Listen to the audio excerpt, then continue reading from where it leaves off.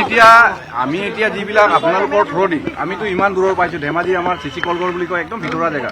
আমি যেনে তেনে আজি জেনেৰেল মানে ট্ৰেইনত আহিছোঁ, দুখে বাগৰে কেনেকৈ অৱস্থাত আহিছোঁ, এই এনেকৈ আহিছোঁ চাওক আপোনালোকে। কাৰণ শুনি পাই মই লগত লৈ মেলি আহিবলগীয়া হৈছে, কাৰণ ইয়াৰ যিটো ছোৱালীজনীৰ মানে বাপেকে ইমান মানে হেৰি নাজানে, সেইটো কাৰণে মই এতিয়া সিহঁতক লৈ আহিবলগীয়া হ'ল। লৈ আহি কিনি এতিয়া যিটো কণ্ডিশ্যন পাইছোঁ, ইয়াত যি আপোনালোকৰ থ্ৰুদি আমি যিবিলাক কথা গম পাইছোঁ, সেইমতেতো কাৰণ এটা ইউনিটততো এজন নাৰ্ছ কৰ্তব্যৰত ৰখাটোতো হেৰি নহয় আৰু নাৰাখে, উচিতো নহয় আৰু নাৰাখে মোৰ মতে।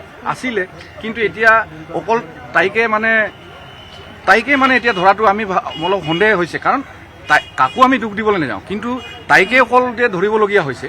কাৰণ তাততো এটা নাইট ডিউটিত থকা বস্তুটো অকলেতো কেতিয়াও ডক্টৰো আছে, আপোনাৰ সৰুবিলাকৰ ডাঙৰবিলাক ঢাক খাই আছে, সৰুবিলাক কিছু হৈ আছে।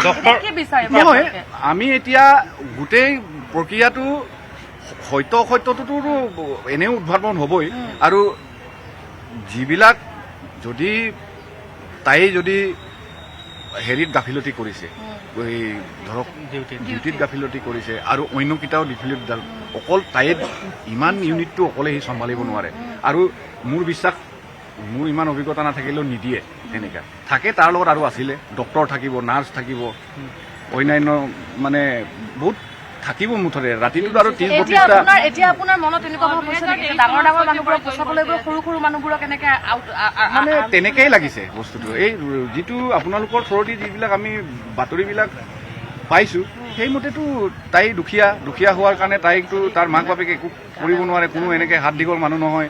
দুখীয়া হোৱাৰ কাৰণে তাইকে মানে জাপি দিয়া নিচিনাই আমি এতিয়া পাইছোঁ, আহি পাই যিটো কণ্ডিশ্যন দেখিছোঁ।